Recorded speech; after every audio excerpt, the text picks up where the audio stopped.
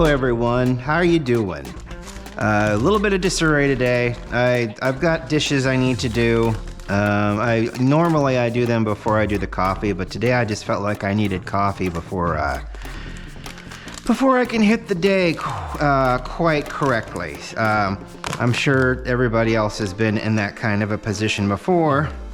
They need something in the morning in order to facilitate proper movement. So what I'm going to do on this windy but warm day, I'm going to fill this up, I'm going to even it out. And that's probably about the end of that Diarios coffee that we got from Colombia as part of the tour. So we say goodbye to it in the most dramatic fashion, which is the art of Moka potting with our bialetti. Marvelous. I've got our stuff here for our Kubano. I'm gonna try to make it right this time. I think I put in too much coffee and did not stir enough. I got a good look at the video I saw on Instagram that I also posted along with I think I posted it along with the first time I did it, I felt correctly. I didn't stir it enough. It was 3 tablespoons of sugar per cup. So this is a 6 cup. I think in the end it'll be about 3 or 4 cups. So I've got 3 tablespoons of sugar in there right now. We're going to catch the first couple of drops. We're going to stir it. And I'm going to try to make it as it's a very specific consistency. So we're going to try to hit that very specific consistency and do this coffee up properly.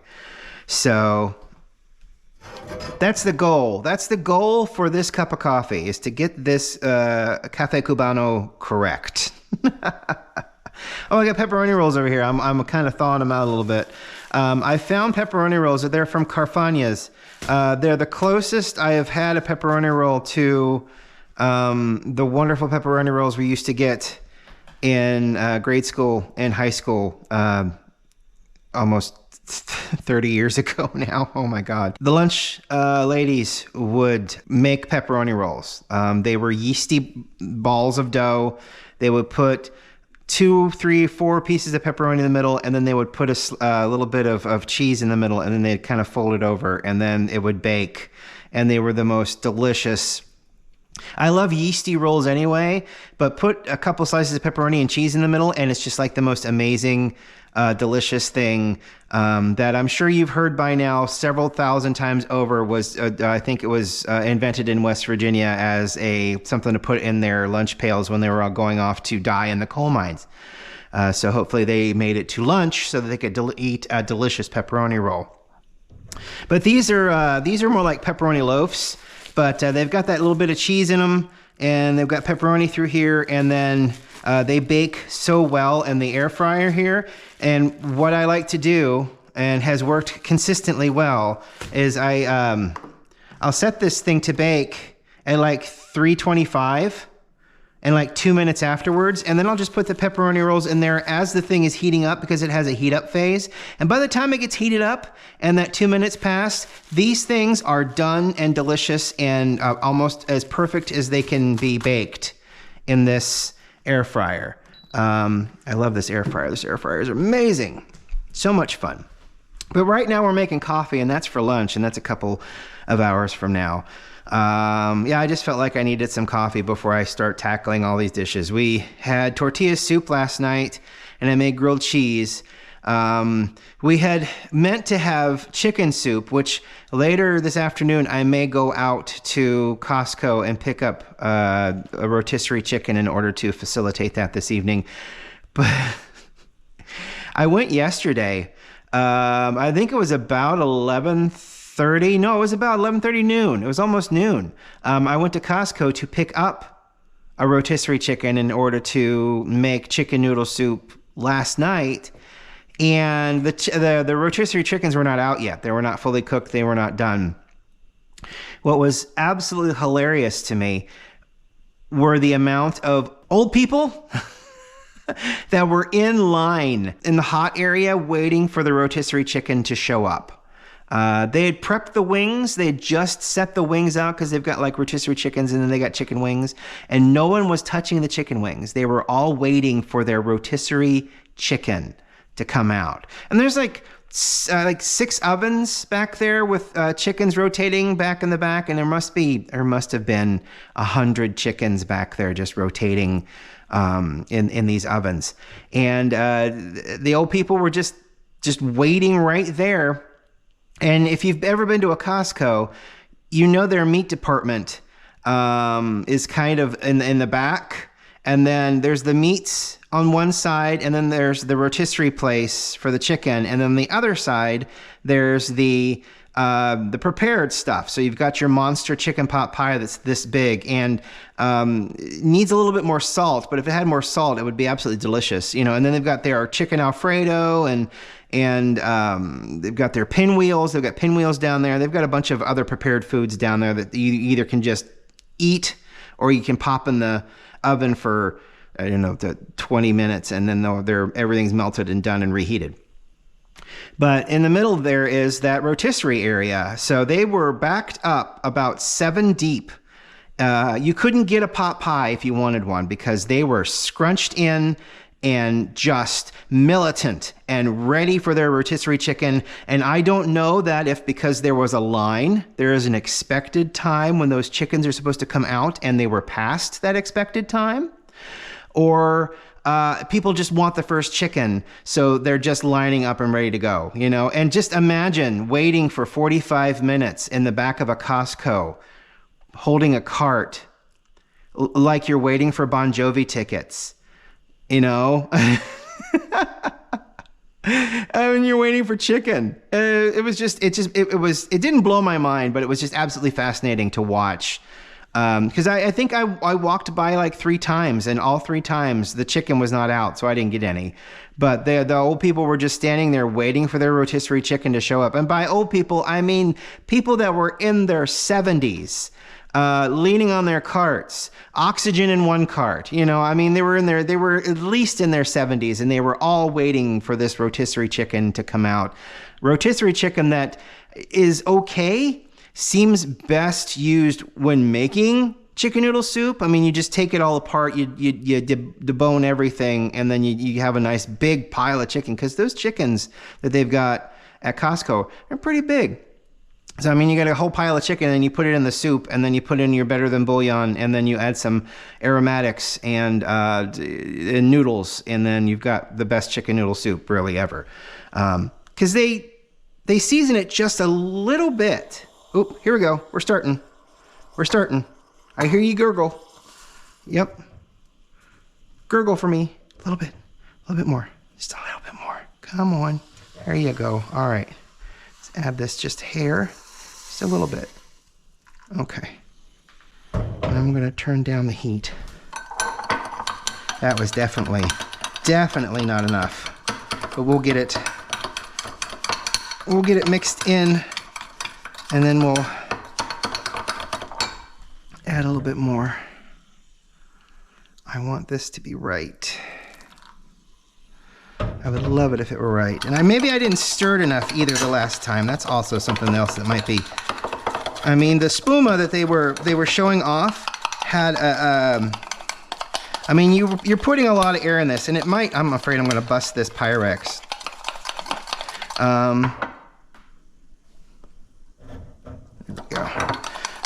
It was very airy and foamy, and I don't know, it just seemed like they were doing a lot of stirring.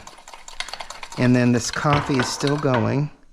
We'll turn that off. We'll see if it continues to go here. I don't know if I hit it again or not. Maybe. I turned the heat completely off. We're still generating coffee. So I'm hoping. How about this consistency? What do you think about this consistency? Have I introduced enough air into it? Again, the last of the Doritos coffee from the Doritos Coffee Farm. One of the most exciting, fun tours I've ever had in my life, to be honest with you. I mean, how often do you get, if you have a hobby as kind of focused, now my fingers are getting tired, which is not good, you know, is focused on something that, you know, isn't made in the country, you know, how many hobbies, I mean, I'm sure quite a few, but how many times do you get to go on a tour where you get to see all of that, owie, owie, owie, being put together, or being made, or being in plant form, you know, that kind of thing. I mean, I don't mean like models. Here's my model car. Boy, wouldn't it be great to go to a model car factory? Maybe it would be. I'm not here to judge your the things you want to do. That might be fun, but you know, for me, it's coffee. So, okay, look at that. I turned the heat off, and we're still depositing coffee.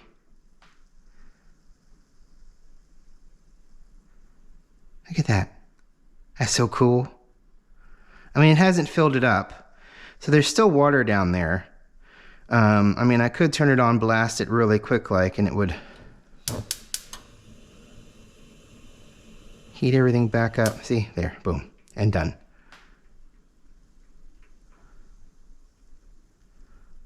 And done. Yeah, I mean, that's there. That's all the coffee that's that we're gonna get out of it. I'm gonna grab another spoon. I'm out of little spoons. I'm going to use this one. All the little spoons are in the washer. We'll give it a nice little bit of a stir. Not trying to spill anything. Nice. Okay, and I'm pretty sure I've gotten this to a decent consistency. I mean, I'm pretty sure that's what I saw in the video. So now we're going to add it.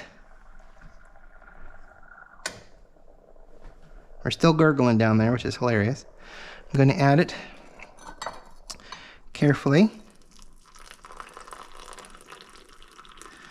Be nice if it foamed up. It doesn't foam up. I guess it is kind of slowly. Let's get you all in there. Oh yeah, now we got some foam coming. There we go. There, it's nice and foamy. I had no foam the last time. I know that for a fact, and now it seems to be going away. Maybe I'm disturbing it too much. There was definitely a technique and a work. Oh, I meant to pour out a little bit to taste it again.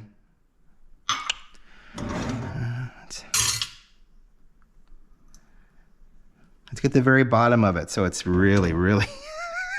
Oh, I guess it is a little foamy if I let it rest for a second.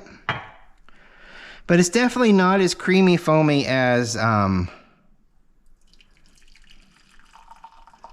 the video. And again, that's something that I did wrong. It looks like it takes a very steady hand and a very I mean, look at the gases coming out now though. I mean, it's definitely foaming up a little bit. I guess it could have gone just a little bit more.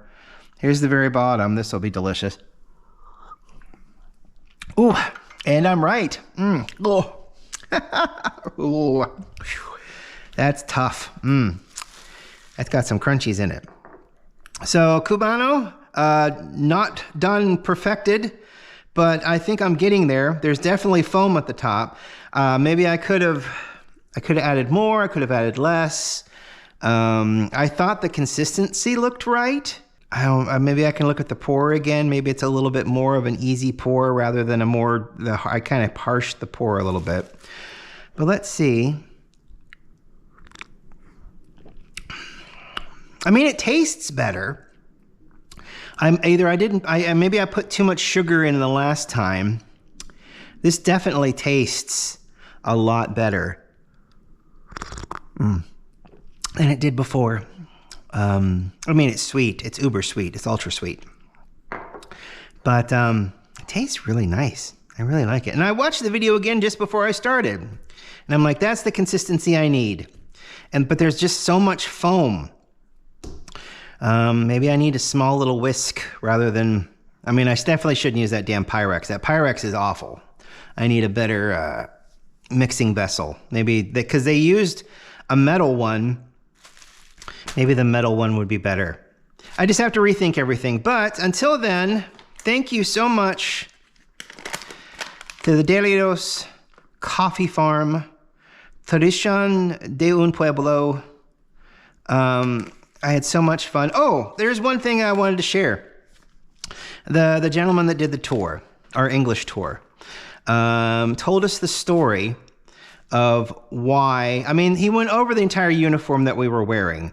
The hat to protect from sun and rain, the red neckerchief to not only show that you were a coffee person, the red was, the red signified coffee, but, it kept the heat off of your neck and the sun off of your neck so you didn't burn yourself too much. The poncho was served several different purposes, but he talked about how long before roads were carved through the mountain, long before gas-powered travel, the coffee would make a trip from Medellín, which is basically in the middle of Colombia, to one of the ports to the north in Colombia in order to get the coffee out of the country and, to Italy or to the Americas or to Germany or to wherever that coffee was going.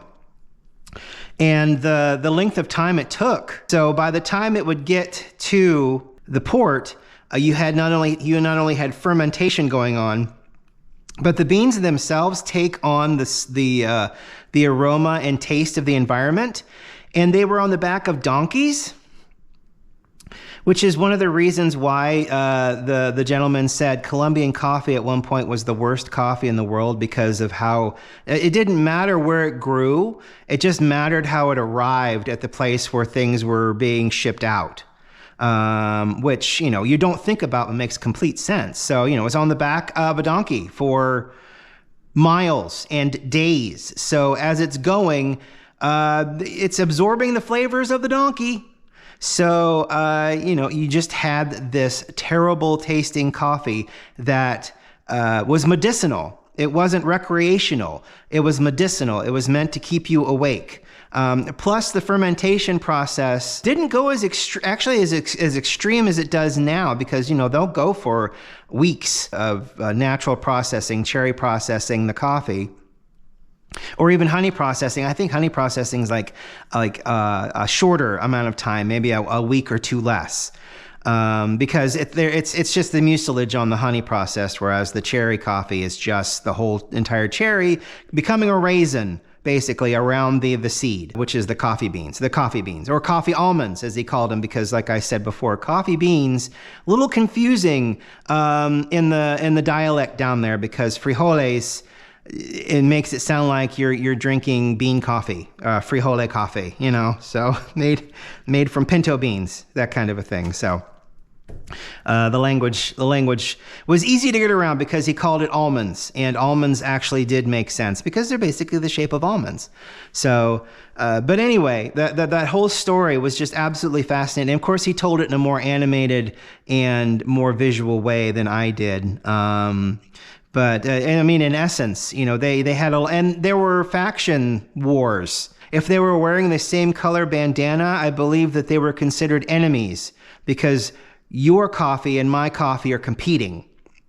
If you were trading in something different with a different neckerchief on, we would be friends, we would be allies, and we maybe would share. If you're low on food or low on water and I had an excess amount of that, we would share. I don't mean war like they would fight each other or steal, or they would just, they just wouldn't help each other because they're competing, which, in hindsight seems really, it seems counterproductive.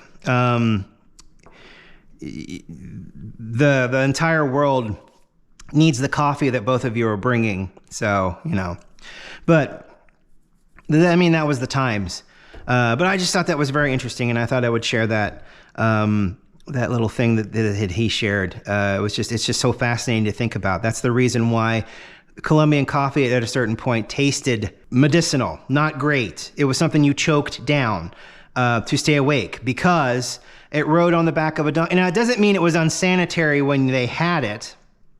You know, it had already been processed. It had been roasted. It was washed, roasted, and then, you know, it had been in their travel packs that way for God knows how long, how many, you know, their ration bags or whatever for you know, God knows how long. But they, you know, it was the traveling. And since coffee absorbs what's around it, the scents, the smells, the tastes that are around it, which is why you get fruity coffee from a garden that's surrounded by fruit trees, you know, and that's also why he said we don't have any smoke or any processing here on the farm because that smoke would get absorbed by the coffee and then you would get an ashy cigarette carcinogenic taste in your coffee, and you don't want that. So yeah, it was just very interesting, and I kind of understood the smell absorption properties of the coffee, but I didn't understand to the extent that, you know, the reason coffee seemed bad back then was because it was born on the back of donkeys and, you know, crossed mountains in days, you know, and every smell that donkey let out, that coffee absorbed it in minute amounts. And that was enough to, during the roasting process, turn it into terrible, terrible coffee. So I just think that's fascinating. I hope you have a great day. It is Tuesday, which means tomorrow's Wednesday. I'm going to try something weird and different, probably with a Moka Pot tomorrow. I'm probably going to get yelled at by people because I'm going to do it this way, which makes it even more exciting, to be honest with you. So we're going to try something fun, weird, and different tomorrow with a Moka Pot. It might be coffee. It might not be coffee. We'll see if I can get the gumption to do it tomorrow. Thank you so much for watching. I really appreciate every single one of you. I hope you have a great day, and we'll talk to you tomorrow.